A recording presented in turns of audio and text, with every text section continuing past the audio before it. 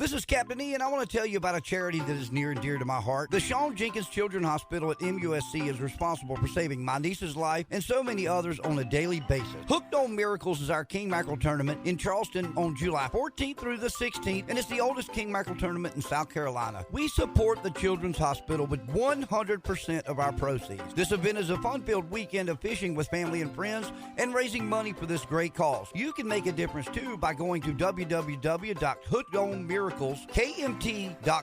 and join our efforts as a sponsor or participant. That's www.hookedonmiracleskmt.com for all the information. Thanks to all of our sponsors and especially Key West Boats for keeping this great event going every year. We'll see y'all in Charleston in July. Michelob Ultra and Mick Ultra wholesaler Better Brands Incorporated are excited to announce a new partnership with Sober Skipper, part of the Sea-Tow Foundation. While we know consumers enjoy relaxing days on the water with ultras in hand, it's important to remember to drink and boat responsibly. Choose to be or to designate a sober skipper before leaving the dock. Do it for your family and friends, your passengers, and everyone else on board. Michelob Ultra salutes all sober skippers who take the pledge. Cheers, and we'll see you on the water.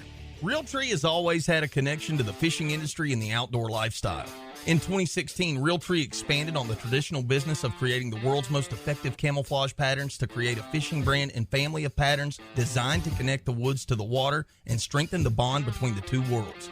We couldn't be more excited to be working with the industry's top brands, retailers, and anglers to continue our growth, and we hope that you will join us. Enjoy Realtree fishing patterns inshore, offshore, on the lake, or at the dock. Learn more about the extensive line Realtree fishing patterns, apparel, gear, and more at Realtree.com. Trilogy Outdoors. All right, folks, welcome back to another episode of Trilogy Outdoors, and we are finally back in my esteemed colleagues' man cave, trophy room, gun room, or Trilogy Outdoors podcast room. I mean, this is our studio. And sometimes we make mistakes in here. I mean, do I have a mouse in my pocket? I mean, sometimes I make mistakes. They're going to get a better version of the story we just told. I'm a redneck from Lake City. Listen, this is a lot for me to learn, okay? But anyway, we are excited to be back together, and we've got a couple guests in the Trilogy Outdoors studio with us today, and we're going to be talking about heartbreak. How about that? We're going to have fun talking about heartbreak. We got a lot of heartbreak to talk about. Yeah, we do. I personally have experienced it on many different levels. Inglis, I have. Yes, you have. I've gotten it on the fishing side, and I've gotten it on the hunting side, and we could do that's a great idea. We could do multiple episodes of heartbreak. Oh yeah. That way, everybody can feel as bad as I do. And then we don't have to go talk to therapists. We have to go talk to therapists. Sit here and talk out loud, and someone will listen. No doubt. But you know what? Here's the thing. The history favors the bold. Yeah. And you can't win if you're not in the game, right? And you're going to lose sometimes if you're in a game. It's just the way it is. And so, anyway, Well, I tell you, I agree with you. And real quick, I'm going to get my heartbreak out of the way for the week. So the same day you guys ventured out on your journey that we're going to talk about today, we, Team Double Diamond, went out to try and find a big wahoo and a tuna of any size, really. We were more or less targeting a wahoo, and we did find a wahoo. We found a couple. We found one tuna, which we called high-speed trolling at 16 knots or 16 miles an hour. But the wahoo that we caught one was probably 18 pounds. The other was 25, right at 25. And I should be more accurate because ounces do matter, and you'll find out in a second why. But we ended up in our attempt to repeat as the champions in the Carolina Ahi Mahi Ono Classic out of Charleston Harbor Resort Marina.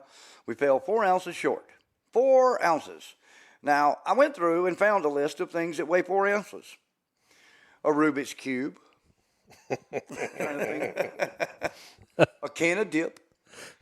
Can of dip? Yeah, hang on. I looked it up I pulled it up. There's actually a cool little thing about things that weigh 4 ounces. Cell phone's got to be more. I think it's more.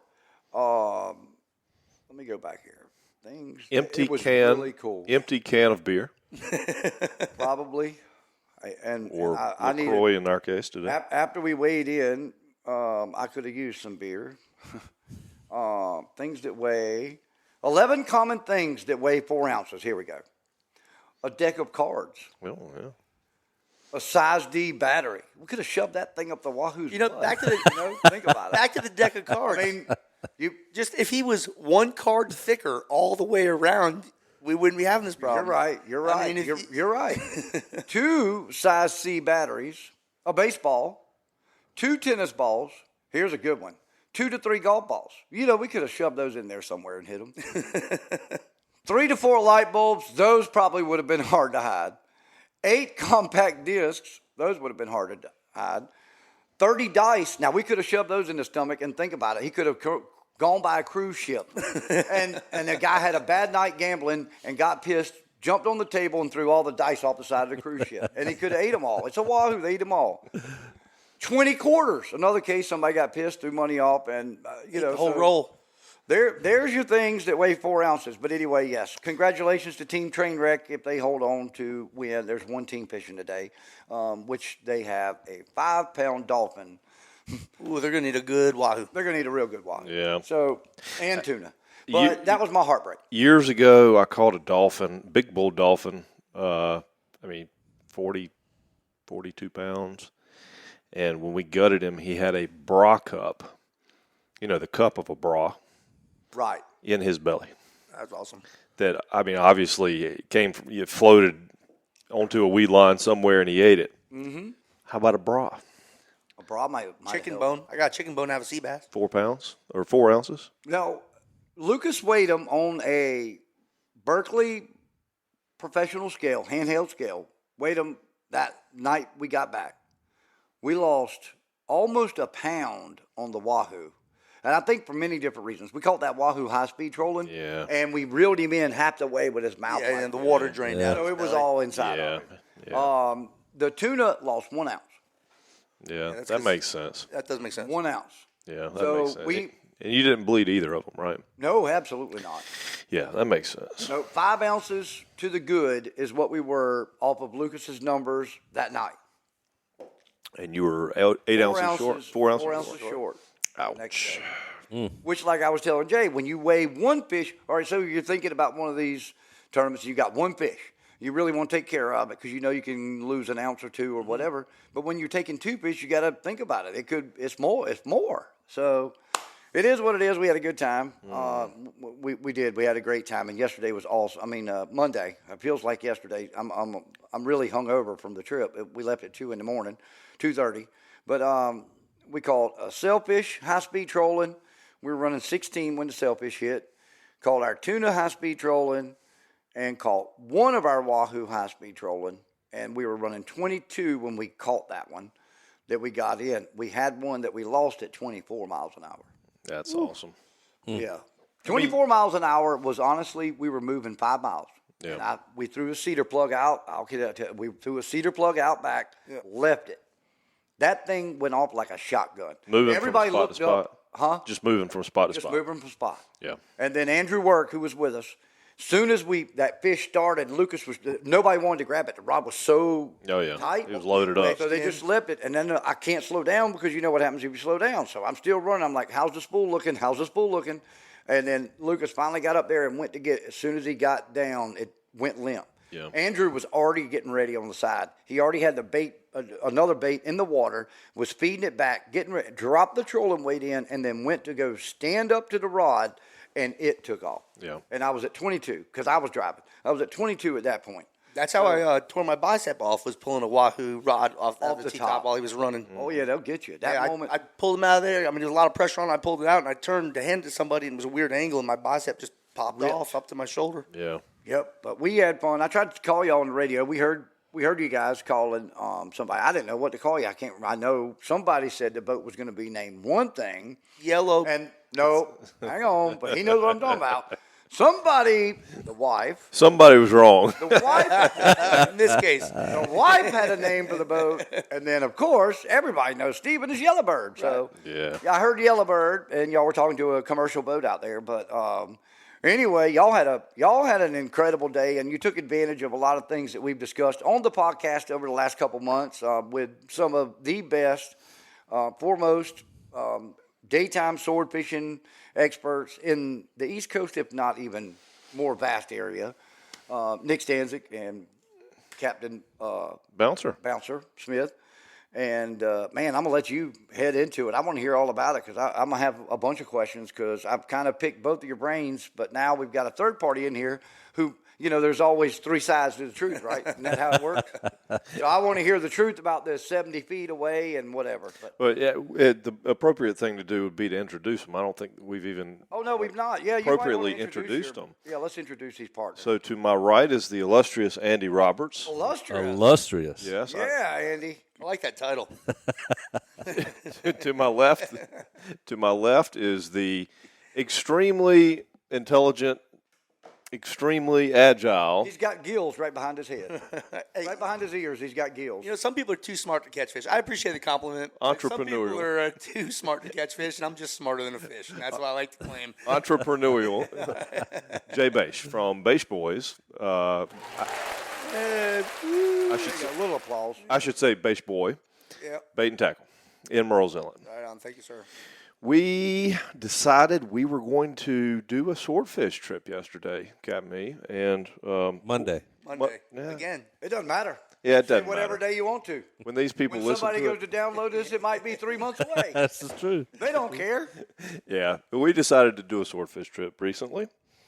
And, of course, when you do a swordfish trip off of South Carolina, at least, you almost always have to do something else along the way and on the way home because it's a long frickin' ways. I guess. Even if this ended up the best story of my life, we would still had to stop and bottom fish on the way home to break the monotony of the length of this ride. Of the ride. That's You just have to. I mean, we literally ran 245-mile round trip yesterday. That's not bad. We were 287.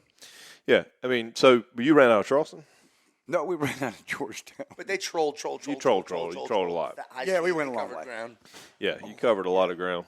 So, yeah, I mean, so we ran 120 miles one way and 120 miles another way and maybe trolled for 5 miles total. And we decided we were going to go sword fishing. So on our way out, we stopped and tried to make bait. Didn't have a whole lot of success making bait. The problem seemed to be that the cigar minnows were very small, and I could actually feel them when I hit the school with my sabiki. I could feel them on the braid hitting it, and I knew I was in the school of bait. And I finally snagged one, and it was about 1.5 inches long. Right, so just little guys. The two places we stopped for bait had tiny cigar minnows, and so we didn't make any bait.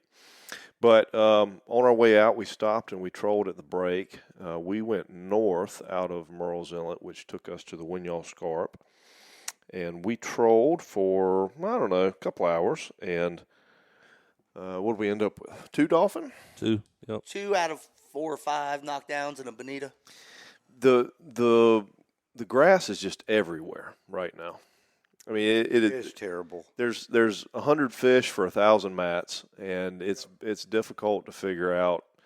And a lot of the grass is broken up. You'll have big mats, but there's also acres upon acres upon acres of broken up grass on both sides of the mats. Anything we found that was actually fishable was only fishable for about a mile. Right. And then it petered out. Right. So eventually when that was over, it was time to go catch swordfish. So we took off and ran another 35, 40 miles offshore of the break. I always break my offshore trips down. Jay knows. I always do. Like, what I'll do is like, okay, we got 2 trips to the parking lot.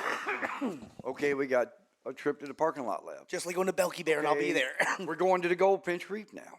Yeah, okay, we're going to the spot. Okay, Belky Bear. Oh, it's only a 3-mile trip. I couldn't imagine doing 100-something miles. I'd go crazy. Only to Charleston. I'd go crazy. You got autopilot. You got autopilot on that beast? No. Oh, boy. I asked him if he was tired of the wheel several times. He wouldn't give it over. No, I don't do, I mean, you know me, I've made this point before. I'm not a huge fan of autopilot.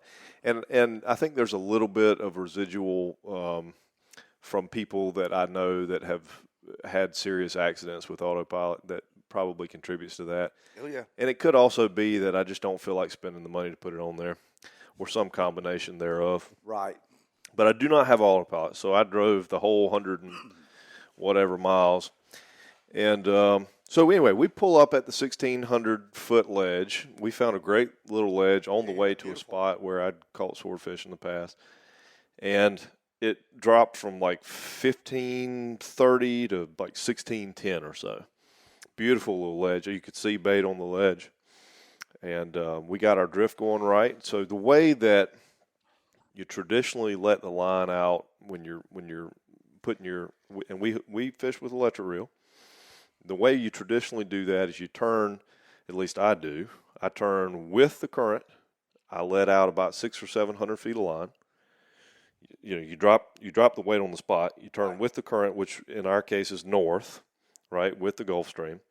You run about 600 or 700 feet of line out. You turn, let the line turn with you off the back of the stern. You turn and you head back towards your spot, which is southwest into the current, right? Yep. And when you make it back to your spot, the hope is that you are over the top of your spot when you get to the bottom. And it worked out that way.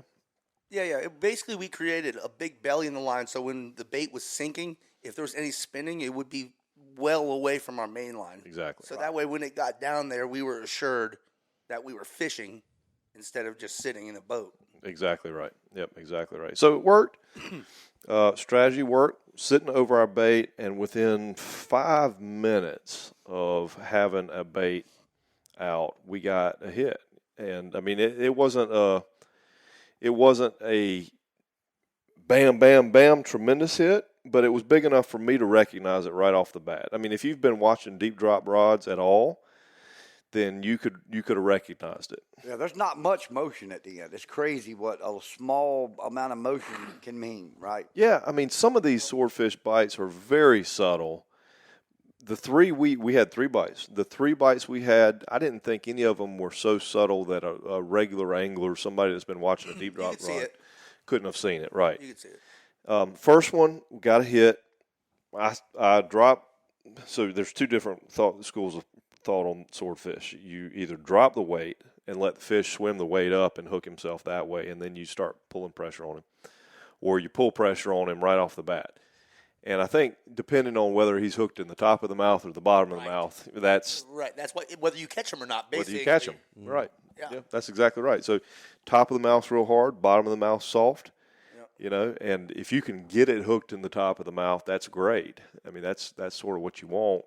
But a lot of times it's very hard. So, you know, you hook them in the bottom, you hook them. So you drop the weight, hook them low, and work them that way, which is what I did. I dropped weight, pulled tight, brought a little line in. This is the first bite. Brought a little line in, and he wasn't there. So we pulled line, reset. Bait looked perfect, by the way. This is not a plug for Hoagie, but I'll tell you, we were fishing with a Hoagie deep drop eel, which is rigged for swordfish with a skirt on the front of it. And what we did was we just rubber banded a bonita belly. Yeah, for some flavor. Just real thin bonita belly. Rubber banded it right to that eel, just to add a little flavor and texture. Is it an artificial eel? It looks like a 20-inch long pink sluggo. Yeah. Yeah. With 2 hooks rigged in it, probably 250-pound leader. Yeah. Purple octopus skirt pulled down on it, big glow eye. Let it out about 30 feet, tie a light to it, let it out about another 30 feet to a wax ring, and attach a a long line clip, 20-foot of line to a 10-pound lead. Yeah. And they're catching the mess out of them down there on artificials right now. I mean, I talked to Nick Stanzik recently. He said he's been catching them on Hoagies. Wow. I mean, I think he prefers meat, but he has caught them on Hoagies. So that's what we tried, and I'd be dogged if it didn't work. It didn't work. We got a bite, and like I said, we saw the first bite, pulled the bait to check it. Bait looked fine. It had just one little slash through the back. Below the hooks. Right below the hooks, where it looks like he missed it. He slashed it at it, and he missed it. Same thing, reset, about the same spot as soon as we got to the 1,600 ledge. Dropped the weight, and when the weight hit the bottom, well, before it even hit the bottom, I saw the rod looking like it was getting hit. You said, I think we got bit on the way down, and we were like, okay. Right. It looked to me like it had got bit on the way down, and I didn't see that in the past. you could see the rod go doo, doo, doo on the way down. And I said, God, it looks like we got hit on the way down. And as soon as the weight hit the bottom and I came tight on it, it just stopped. It just said, whoa, it loaded up, the reel loaded up, and it didn't want to come. And I said, guys, I think we've got a fish. And you could see the tip going, doo, doo, doo, doo. Oh, so he was moving. Okay. Oh, yeah. Yeah. Oh, it's a fish. It was a fish. And so we put the hammer to him, start bringing him up. And it's coming. It's slow, but it's coming. And then when he gets to 600 or 700 feet, which I think was just above the thermocline, it just started stopping. Yeah. And he was just dogging it out. It stopped. I mean, the reel totally stopped. About every couple seconds. Every couple seconds. Yeah. He hit 70-something degree water, and his blood turned warmer. Yeah. He got Yeah. a little anxious. He woke up. Wow. He woke up. I'm going to go backwards for a minute because I know a lot of people, listeners, probably want to know. So this isn't like reeling up and checking your bait bottom fishing. Let's talk about from the time on that bite, the missed bite before. How long before you had everything back in the water, reset? 45. I want to. Yeah. I think it's a solid 45 minutes. That's crazy. So how long did it take the line up to get that rig up? And again, I'm asking. Without a fish on it? Yeah, when you check the bait. 15? 10, 15 Yeah. minutes? Yeah. It's a quarter-mile away. Yeah, it's a long ways. I mean, it is a long ways. And, I mean, it's reeling up 10 pounds of lead, too, on top of that. So, I mean, just from the time you hit the button till the time you actually hand line it in, I think it's a solid 15 minutes. But, I mean, it's a process. It's a good 45-minute process to get all that done. And so it's not like you can make, 100 drops in a day. You commit to a 45-minute drop. Yeah. You're going to do a 45-minute troll, I guess, or drift. Right, through the there. drift, yeah. Wow. All right, back to the fish show. You're hooked up, rod's tight. You know you got something on there, hit the thermocline, and what happens? Yeah, so he basically starts dogging the reel out, and we've decided at that point we've got a swordfish. Like everybody was a little apprehensive at first because what is this? What's going on? It hit the bottom and it just stopped. I mean, did we snag something? I mean, what's going on? We were going through the wreckfish scenario, like maybe we landed on a hole and caught a huge wreckfish. Giant wreckfish or something. Blah, Yeah. blah, blah. But wreckfish would have blown out and been done Yeah, pretty early. pretty early. And this fish was getting more and more excited the more he got to us. When he got 300-400 feet, he was dogging the reel, stopping it, and I was very nervous to put my hands on that line. I mean, it was banjo tight. Yeah, we were talking about doing the Swedish shuffle, grabbing the line and pulling it a little bit and helping it along, and everybody was standing looking at you do it. No, you do it. So finally, I got a glove on, and I started helping the line into the reel a little bit, and he was just hammering. Da, da, da, da. You could see the rod tip. Da, da, da, da, da, da. And he was hammering. He pulled line off a couple times. And so we finally get to the lead, okay? And the lead is on a wax line, on a wax loop, which is hooked to the leader, okay? The leader's 100-foot leader, wax loop on the leader, and then you've got 25, 30 feet of line hooked to your 10-pound weight. That's hooked to that leader. This is where we need to remind people where we're figuring this out. Yeah, right. Right. We're just figuring out daytime y'all sword are- fishing. Yeah, exactly. We're enterprising here.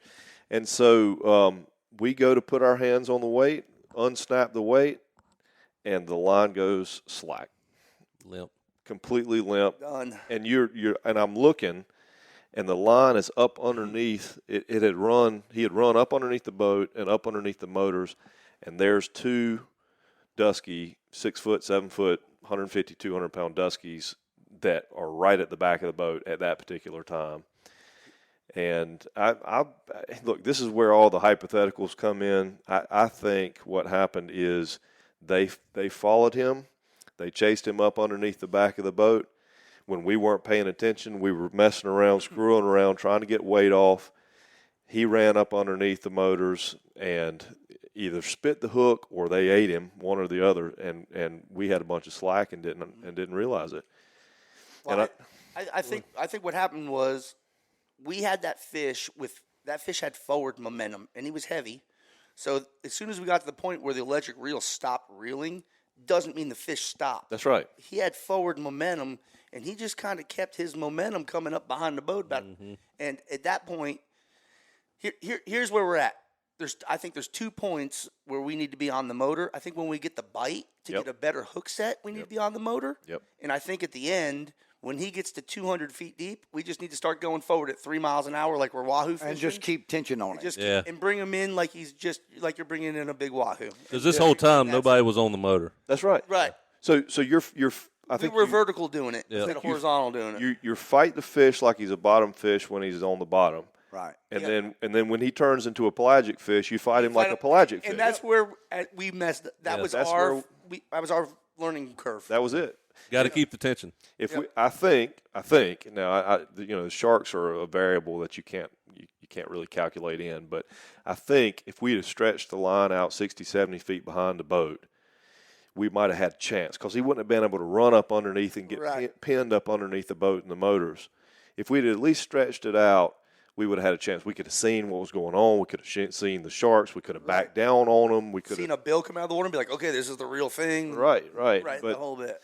but So- that's what happened. It definitely wasn't one of those sharks. Oh no, Oh, we no, got no, the no. bait back and it looked like we just put it in the water. Yeah, it was just gummed. It was a swordfish. It was a swordfish. It was like, Yeah. and he was just hooked in the hard. I envision him being hooked in the hard part up top, Mm-hmm. maybe not deeper than the barb, but just deep enough that electric reel keeping pressure on the whole time. Yeah. Kept it there, and then when he had that forward momentum and passed us, pulling up the weight, he had a minute for it just to be like, Yep. Yep. So, a question real quick. So, the boat motion, using the engines, everything else, is that something that Nick talked about? Did you ask him about it? You need to. I don't know. That sounds like a good idea. I'm gonna have a postmortem with Nick on this one at some point in time. but that's all. That's the only thing that makes sense to me. I mean, I've been running boats a long time, and I mean, I know a lot of other people around here have too. But that just makes sense to me is to fight him like a pelagic when he's a pelagic. Yes. And clearly, if you got a bottom line, you've got a bottom rig. You're fighting him like a bottom fish off of the bottom. But as soon as he starts turning it into a pelagic fish in mid-water column, yeah. stretch him out. Yeah, as soon as you get 200 feet on that, as soon as that counter hits 200, something like that, just start going forward. Stretch him out. Yeah, Just put it in gear. get them to and the go. top, and then whatever, go from there. Yeah, and the other part to this is, should we at some point in time consider buoy drifting, buoy fishing? Yeah. And I mean, which accomplishes the same thing, right? I mean, you get that line way out there, Right. 60, 70, 100 feet from the boat, and then you got the problems out there, not up underneath your boat. Right. And then you're just, you're bobber fishing like you're I know, fishing we for were a talking. brim, Yeah. That's So a big old Yeah. brim. a big brim. So what do you put, a polyball out there? I can't remember. Bouncer was talking about it. They just put it's the same sort of thing we use for marker buoys for diving. It's like a A round foam buoy. it's not round. It's like a bullet shape. This part right here is tapered and so that it tips up like this. You want the weight on this side of it, and Right. you want to watch that buoy. It needs to be aimed down towards the fish or towards the weight the whole time. Okay, and the minute that fish picks the bait up, buoy goes like this. It turns sideways, right? Or if he pulls it down, it goes down. Right. So it's very obvious when you have a bite because the direction of the buoy changes or it just disappears. Yeah, it becomes an indicator. So then you start reeling. Then you start reeling. Yeah. So I might try it that way next time. I mean, the way we did it worked. What I It like obviously did. What I like about what we did, so now in the buoy system, if you get a bite and he misses it, you can't play with it. Sorry, guys. You can't play with it the way we did. Like That's right, We'd yeah. raise it up, lower down, raise it up, lower down. Yeah. Yeah. No, that's exactly right. And that's what Nick was talking to us about in the podcast we had with him, which you should listen to if you haven't listened to. Nick's right, a great folks. podcast. But what Nick was saying was during daytime sword fishing, he's constantly, my words not his, he's jigging the bait. Right. Yep. And I was talking to somebody about this morning. They were saying how subtle the swordfish bite is, and I said, well, yeah, that's true. But if you're constantly jigging the bait, it gives you some reference, right? Right. If you put the bait down to the bottom and something changes, you know it. When you're bringing the bait up and all of a sudden the pressure on the rod tip comes off and points straight up, you know you got a bite. It's different though. I mean, if you're just constantly watching the motion of the rod tip with the ocean, it's hard to see. There's that, and then it goes back to this. Oh, that was a bite. But if you're constantly jigging, it's changing things, and it gives you some point of reference, I think. Yeah. And I think it also creates a bite, and that's it. Who knows whether or not it worked or it was more successful than it would have been if we hadn't have, but I jigged it a lot. I know it took a while to get over the heartbreak, I'm sure. Oh yeah, still thinking about it. Still thinking about it. I could tell in your voice that night, that you were. So did we make another drop after that, or we just Had tuck another our bite. tail and run? Huh? Yeah. Yeah, we made 3 drops total, Yep. right? Yeah. Yeah, we made one more drop after that, and I think we actually got a hit. We got a bite Yep. that time too. But I mean, he never committed. And so, think about that for just a second. I mean, I think that's pretty profound. We made 3 drops. Yep. Very first time. Well, no, I mean, very first time. The first trying it, but the know first what I mean, drop, yeah. I'll bet you the bait was in the water 15 minutes before it got Yeah. Yeah. 15, 20 Maximum. minutes. Maximum. Yeah. Yeah, and then the next time it was in the water for 3 minutes in the fishing zone. Yeah, I mean, I think the second drop, we dropped it right on his nose. I think he followed it down. I think he followed it down. I mean, it came right past him, and he followed it down, or maybe bit it on the way down, and he got and drugged then down. followed it. Yeah. But I mean, we dropped it right on his nose the second time, and then the third time it wasn't any more than 10 or 15 minutes again, and we had gotten a bite. So just think about how profound that is. We drive 120 plus miles out in the middle of the ocean. We find a random ledge in 1,600 feet of water. This looks good. This looks good. We drop a bait, and within minutes we get a sort. Well, 3 drops, 3 hits, which had to be. I mean, there's nothing else, y'all. There's a barrelfish, there's wreck fish, and there's swordfish, and maybe some weird like oil fish or something like that. Okay, but there is not another fish in the ocean that it could have been. Right. In that depth. at that depth, that wouldn't have chewed the crap out of that bait. Right. And so my only point of reference here is what I've done in the past, and I'm telling you, we got 3 swordfish bites in 3 drops. I'm getting so sad. I'm just I'm getting so sad right now. I can tell. I can tell. yeah. Did I tell? So I'm. Do you remember anybody in modern times bringing a swordfish to Merle's mean, Inlet? Well, that was at a little river. Those guys just did it. Yeah, but I'm saying to Merle's Inlet. They would have talked. We talked about that. They would have talked about us for about 3 days. It's been a long time. I mean, we had a commercial fishery back in 80s, 70s, and 80s. But, I mean, it's been gone a long time from here. And, I mean, there's nobody really – I mean, there's a guy in Charleston that's focusing on daytime sword fishing, and Campson's been working on that too.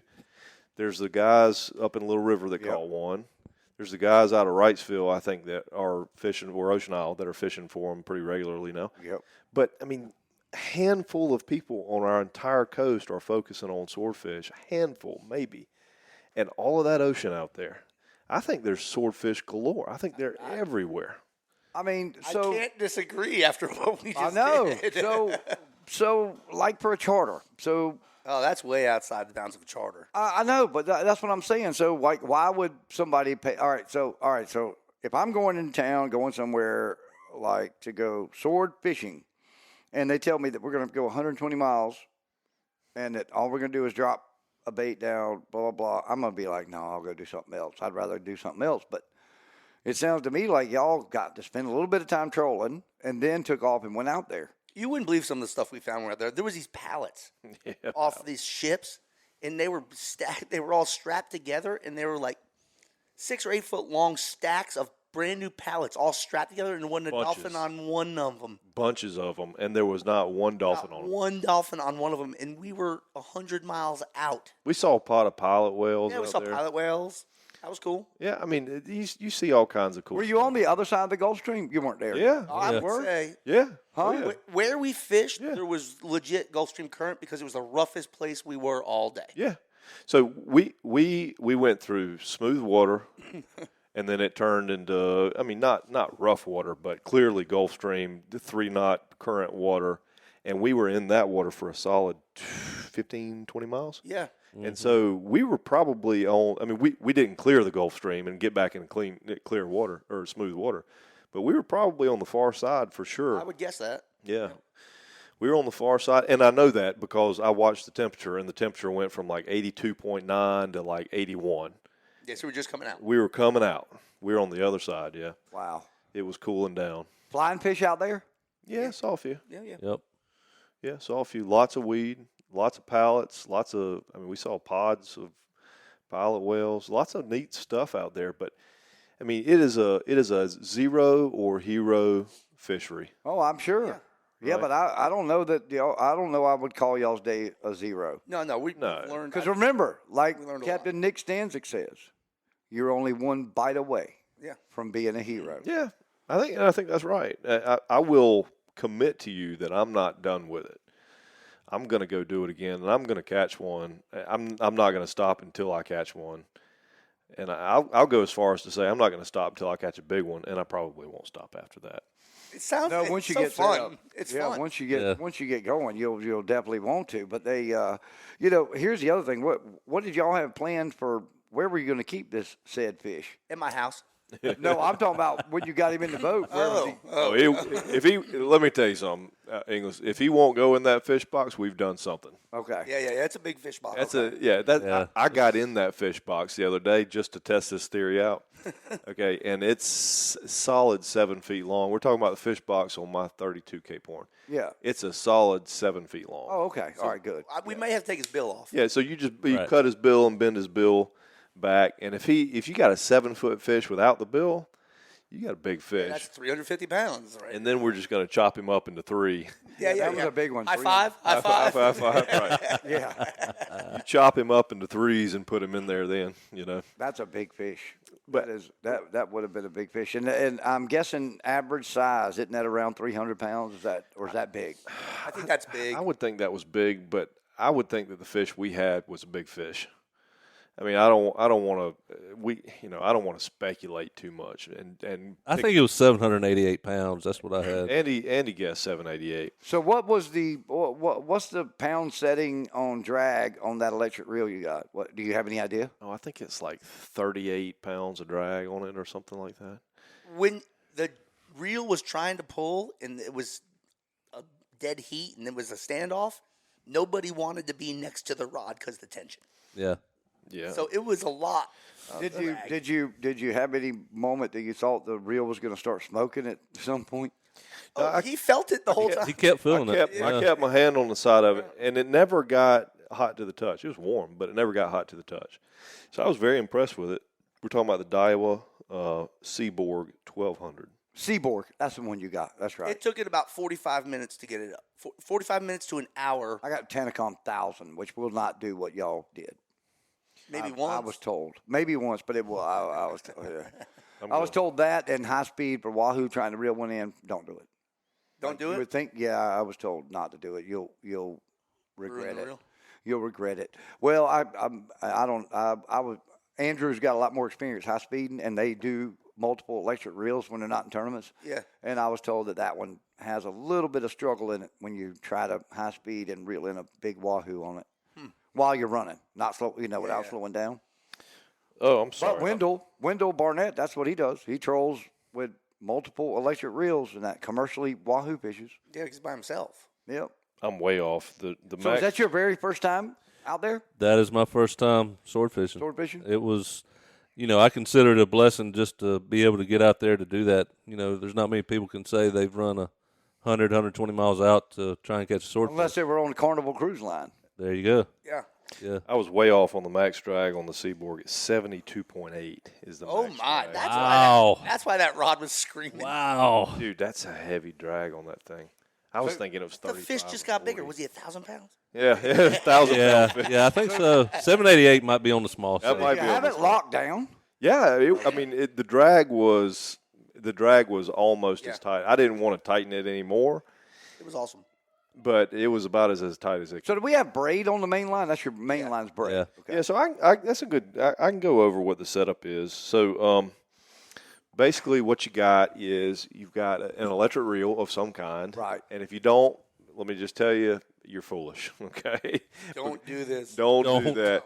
I mean, more than welcome to. But what about just when you're checking bait? I mean, if just checking bait alone with an electric reel takes 45 minutes to do the whole process. Yeah. I don't know. I think that's a foolish mistake not to have an electric reel. And to me, it was just as much fun, just as exciting, just as anxious as if I would have reeled it myself. I mean, quite honestly. Next time Bouncer's in town, you need to find. I got his phone number. We'll message him. Find out next time he's in town. You should take him with you. Yeah, I'll let Bouncer reel it next time. You know, I shoot deer with a rifle and I don't wrestle them. Right. So I'm cool with killing I think that's a great. fish with a rifle. Yep. Great analogy. So anyway, got an electric reel. The electric reel is spooled with millions of yards of braid. The preferred braid is 65 to 80 pounds. You don't want to go heavier than that because it's too Diameter. The diameter's too big. Doesn't cut through the water as well when you got that 3-knot current out there.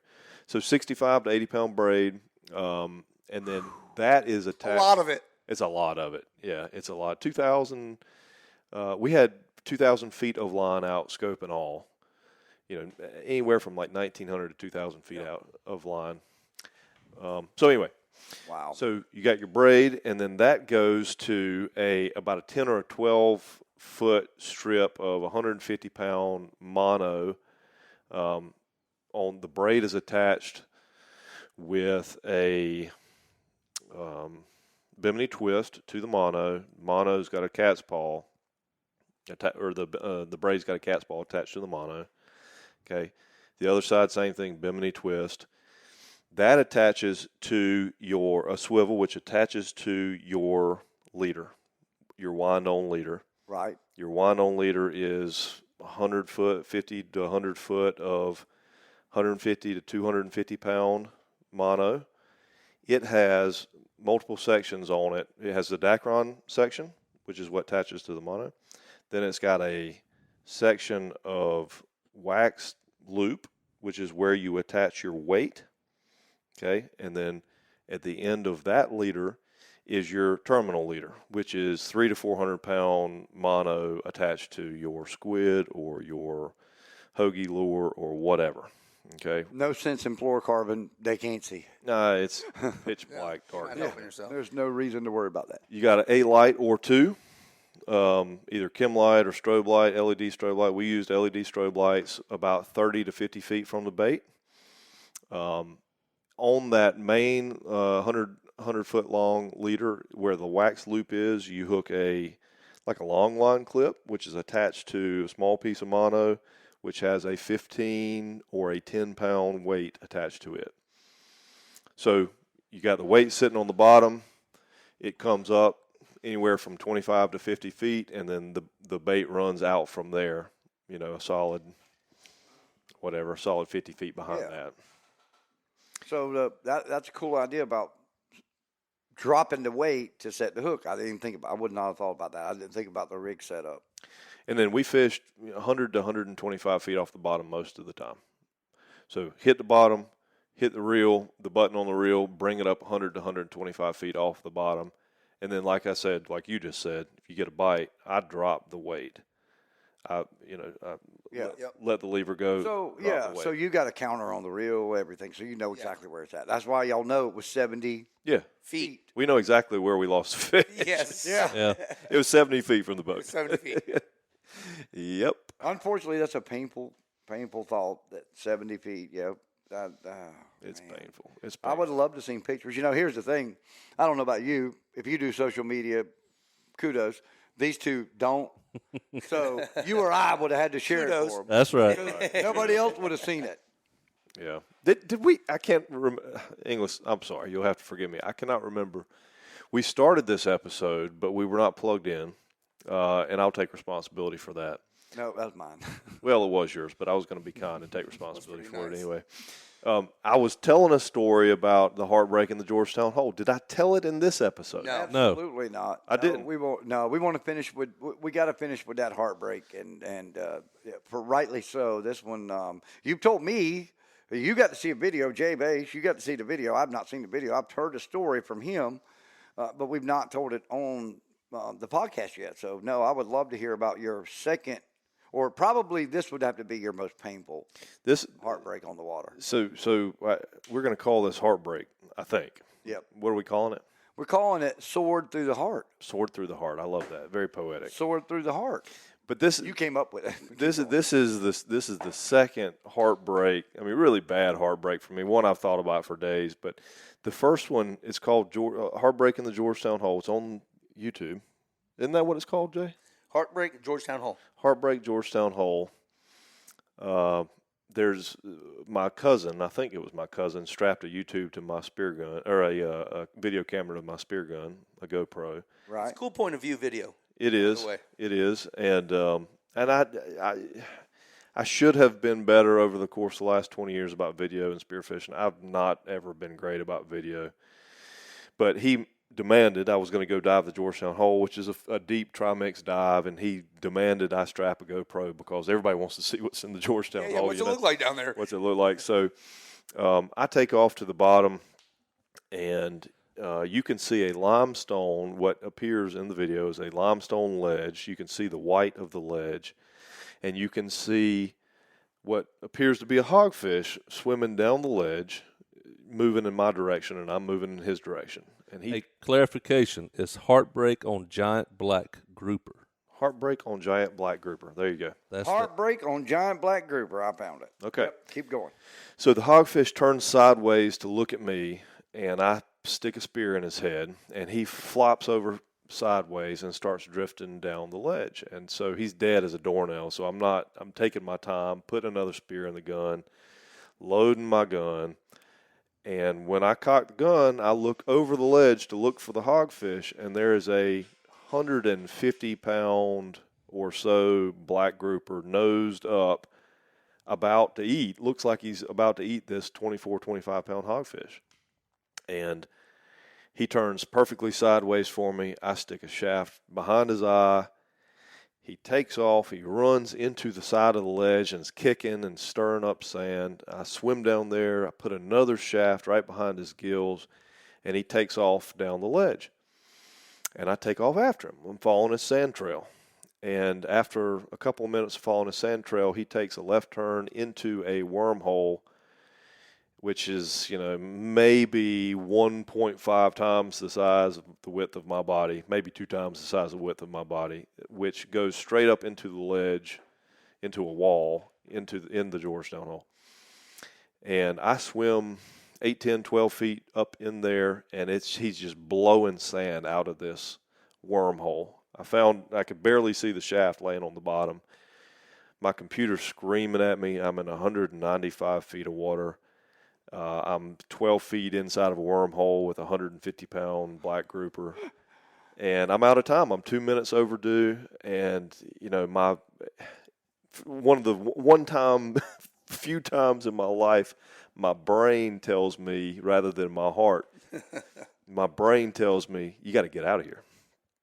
And I turned around and I left, and it was one of the hardest things I'd ever done to leave that 150-pound black. I mean, biggest grouper I have ever seen, biggest real grouper, not like a Goliath or anything. Right. Biggest real grouper I've ever seen. And I left him in that wormhole in the side of the Georgetown Hole. And anyway, it's on video. Somebody put it on YouTube, and it's not professionally edited or anything. It's just 9 minutes of me. No, it's it's really cool. I breathing, found it. Yeah. And really pissed off all at the same time. So second heartbreak for me that I can clearly identify, and I'll be thinking about it for a while. I've had a bunch of heartbreaks running charters over the years and stuff, and I've had to come to this, running charters. When I first started, I'd get really upset. You know what I mean? Something fantastic would happen, and you'd have somebody that's just a bozo on the rod, and you're just like, I could think of this Kobe I hooked, and 79 to this day is my biggest one, and this one was way over that. It was probably close to a state record fish, maybe 90-pound, 100-pound fish. Oh, yeah. I hooked it, and if the rod was able to stay in my hand, I would have killed that fish. Yeah. And to this day, I just think of it coming up, shaking its head out of the water and watching my line go slack tight, slack tight, slack tight, slack tight, and the yeah. lure go flying. Yeah. I'm just like, I think back to that day, and it just hurts my feelings. You're watching that guy not reel down. You're watching him, giving him slack. Slack tight, slack tight, slack tight. I had a swim bait, and it just went flying. I was just like, It's happening. It's happening in slow motion. You Right. can't get the words out of your mouth fast enough. no, that happened in my life. Oh, it's But I came with the miserable. that was actually one of the events that put me in a better headspace as far as they're not my fish to lose when I'm charter fishing, and it actually my life got better charter fishing when I realized they were not my fish to lose. Yeah. And Well, now when I'm on the rod, that's a whole different story. I'll take that to the grave. But But you know what? You want those people to appreciate what they've lost. right, So, they don't like know. that guy might not have any idea what he just No. lost. Wow, that was a big fish. Yeah. like, What was that? yeah, what was that? Well, and to that point, Was that a shark? to that point, us sitting here talking about that trip we just did, Yeah. you don't appreciate what we really did until you really sit here and talk through it and realize How close and how how far away right, we were. right. There's just something amazing about a swordfish. I mean, a fish that swims, it is. swims, eats, breeds, makes babies in 2,000 feet of water. Yeah. I mean, it's just something amazing about them. Pitch black, icy, 40-degree, 38 to 40 degrees down there, and pitch black. And, I mean, that fish, I don't know. That's like 40 or 50 atmospheres of pressure. It's just it's crazy. unbelievable what kind of a creature that is. And he can come up tonight, eat squid on the surface, and go back down there back down. tomorrow. Yeah, yeah. It's just an unbelievable creature. And I don't know why it's so fascinating to me, but Me too. the deep water fish, I love deep dropping. I love just the anticipation of what's going to Like come. Christmas. So what's going to come up, right? It's almost wrapped in a gift, Yeah, in a gift like wrapping. Christmas. Like, what is it going to be? But the swordfish is like a whole different level, 1,600 to 2,000 feet of water, and That's just crazy. it's just an amazing creature. I mean, it really is. I deep dropped 3 times for snowies, and limited out every drop. Actually, one time had too many. Had to back up to another boat. I mean, you can't help it. You got 5 hooks on there. I mean, Somehow we didn't get a snowy, we needed 3. Yeah. We should have just baited 3 hooks. but you don't know. We baited 5 hooks Well, that is one of because the we had caught some rosefish. The first Rosies. drop. the one of the ridiculous things about the way the federal regulations are set up. Oh, we got to talk about that. But Yeah, and I could get on a stool and about all this and talk for hours. But I mean, one of the ridiculous things is bycatch. So there are a couple species when you're deep dropping that are inevitable bycatch of each other, right? I mean, you fishing for snowies, you're gonna catch tilefish, right, and vice versa. right. I mean, that's sort of they live. I mean, at the end of the rock slide is a mud hole where the tilefish lives, but they're never open at the same time. They're almost never open at the same time, Yeah. and it's like they know that there's going to be death and destruction among that species, and yet here we are doing it anyway, and it just doesn't make a lot of sense to me. Never has. Nope, I agree. I mean, those are going to, we wanted to talk real quick before we finish up, but we wanted to talk about the situation with the gag grouper right now, which seemed to have moved way inshore. I did. Why are the gag grouper inshore right now in 50 foot of water this time of the year? You And know it's this summer. Why are they there? We all know the answer. In these numbers. It's red snapper. It's red snapper. It is. It's red snapper. They're just a shy fish and Why? surrounded by a bunch of bullies. I mean, red snapper. Jay's right. I mean, the red snapper are the bullies of the reef. They eat everything. They kill everything. And when you got 200-300 red snapper on a piece of bottom, they're going to push everything out. Yep. They're going to push everything out, and they're pushing them into what is normally their winter breeding and fishing and eating I grounds. think it's the only place they knew where to go. It's the only place they know where to go, and now they're piled up. You got gag grouper piled up in 50 and 60 feet of water. And, what's DNR doing about this? What's the Federal Fisheries Group doing about this? Nothing. Nope. Nothing. Nothing. No, they're giving us a 2-day season. They're giving us a 2-day federal snapper season. But the red snapper at 3 Mile and Paulie's Reap and the mile marker are Has been actually they've They're been really thick. good. They're thick. The That red new South Carolina law, that guy that started that thing. brilliant. We do. Congratulations on your red snapper season in South Carolina waters. 20 inches, 2 fish per person. 2 fish per person, 20-inch minimum. That's right. If you got, how many people we have on the boat? 5 or 6? 5 people. We had 5. You Yeah. can catch 10 red snapper. You got a lot of dinner and 10 red Y'all snapper. went from fishing in 2,000 foot of water to coming back in 30 foot. 32 feet. 32 feet of water. Got electric wheel. Beep. Okay, reel it up. Beep. All right, we got him. Let's go. Exactly. It's like a sneeze and it's up. That is awesome. But yeah, I tell you what, everybody's talking about it. I heard it on the radio. Y'all were already too far offshore, talking about two different boats. Wicked Hooker was one of them. I've never heard there's a charter boat in Myrtle's Inlet apparently. Yeah. And the other one was not at work or Hook. Why not? Why not? Matt. Yep. Matt. Why not? Both talking about having to move because of red snapper. Oh, yeah. And one of them said, like, dude, I got 2 floating away from the boat right now, dead. We floated. There you go. We floated quite a few the other day. Yep. Yeah, I mean, there's just a point of insanity, and we reached it a long time ago, quite honestly. Yeah, we did. It's not even logical anymore. They know it's not logical anymore. I mean, the argument they're making right now, the federal government, that is, the argument they're making is we're catching too many. There's too much mortality because we're catching too many. Now, tell me, if we're catching too many, doesn't that usually mean There's too many? there's too many? Yeah. I mean, is it just Let's break me? it down. Let's break it down. Yeah. We're catching too many. We're catching too many. I mean, ergo, ipso facto. I mean, there's too many. There's too many. They're running everything else out. It's terrible. The problem is they just can't pat themselves on the back and say, nice job, guys. No, that's right. They need an out. They need an out. Yeah. They got to be able to, like the stripers up north, they kind of figured it out. Like Yeah. it came back and they started eating trout and then they started eating everything else and all of a sudden you Again. keep them again. Yeah, that's Our right. stance, less government. We kind of like that. People is the problem. And it's people with good intentions, unfortunately or unfortunately, depending on how you look at it. But people are the problem. As soon as people get involved, it becomes a roller coaster ride. Oh, yeah. It's the medium line. It's riding the waves up and down, trying to keep it medium. And it's just you've admitted at this point this is going to be a roller coaster ride as soon as people get involved. Yeah, and we're going to end up in a situation where Gags and Scamp will be on the chopping block next. Yep. And when they cut those off, what's going to happen then?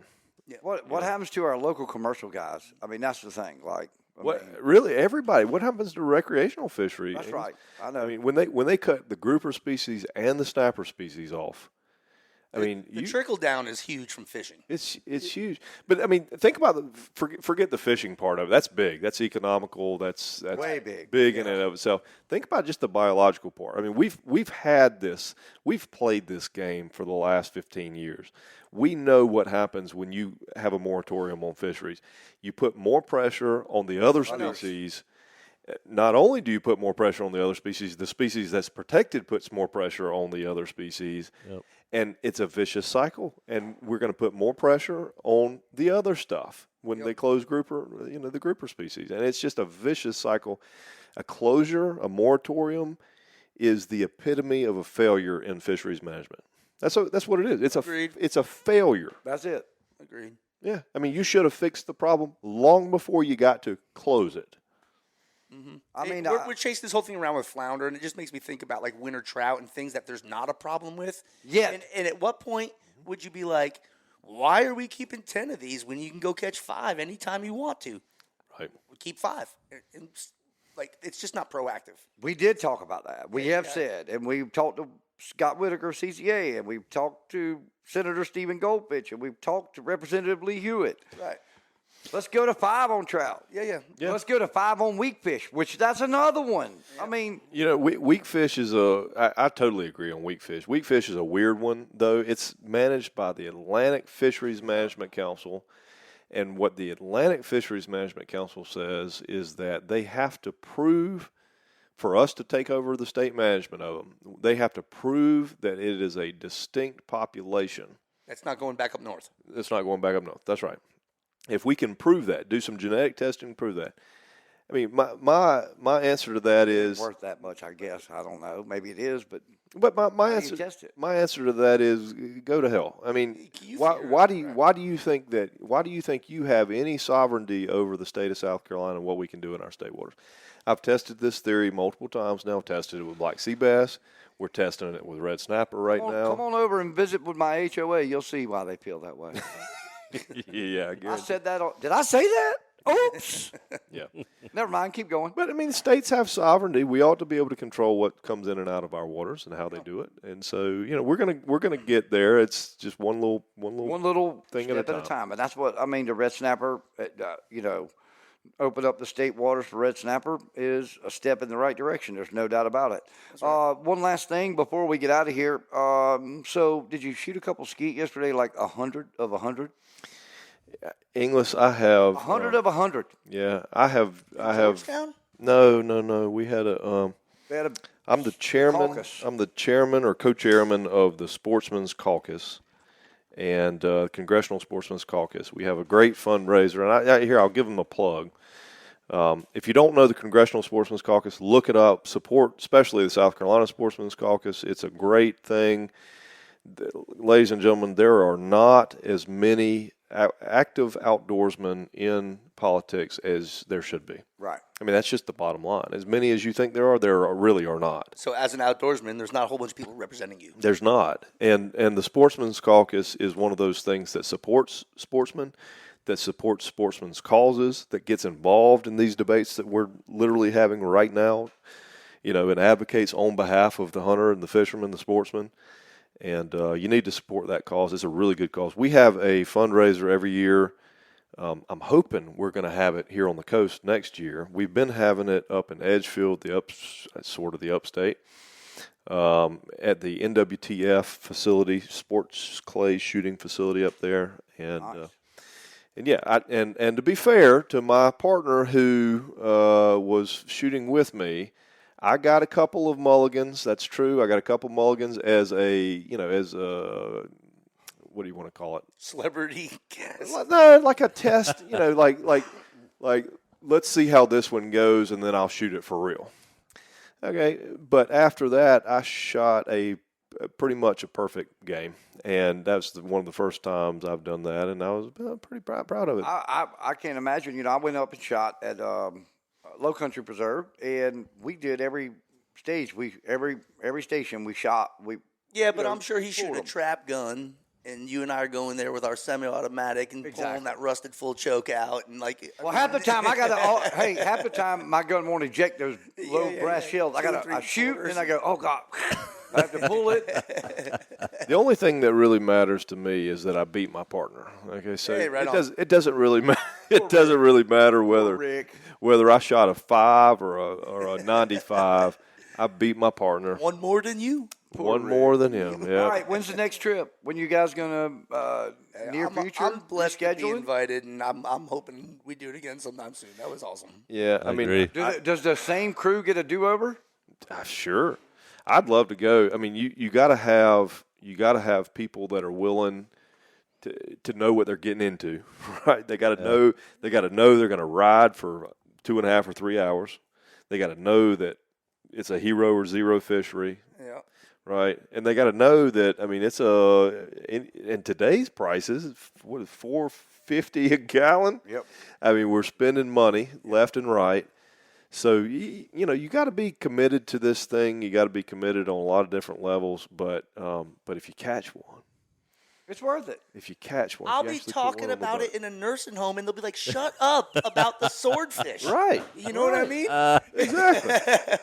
It's just not a common. I mean, I know they do it off of Isla Mirada. Yeah. I know they do it off of Miami, and I got that. I mean, they run 18 miles and catch a swordfish. We've got to run 120. It's not common here. It's not. Exactly. It's not as common here, and it's a big deal if you can get it done. And I'm looking forward to getting it done. I am so sorry about the sword through the heart, but I tell you, it was a great title for this episode, and I know I can tell from talking to all three of you that you were very disappointed. But I'm kind of proud of you. So, I mean, at least you took what we talked about in Trilogy Outdoors with several of our guests and you put it to work. And the most important thing, the attitude was right on the boat, because That's right. attitude There you changes go. fishing. And as far as the crew goes, it had the right 100%. feel. like we've Yep. always said, Make it work. And 100%. I've been if there you're when not you confident don't get the on right this, feel.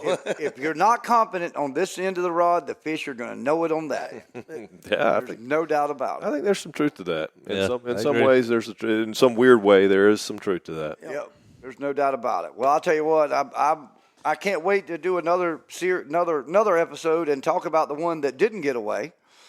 But in the meantime, if you want to check out some of our other incredible brands, how about go to TrilogyOutdoorsMedia.com and go check out everything we've got there. Welcome All Outdoor Magazine. What's that radio show? Southern Anglers Radio Show, where every Saturday morning you can listen to us on the iHeart app. And, of course, you're going to be right here on every podcast platform with Trilogy Outdoors, where, every week we cover anything fins, fur, and feathers. Y'all come back next week. We'll be right back with another great episode.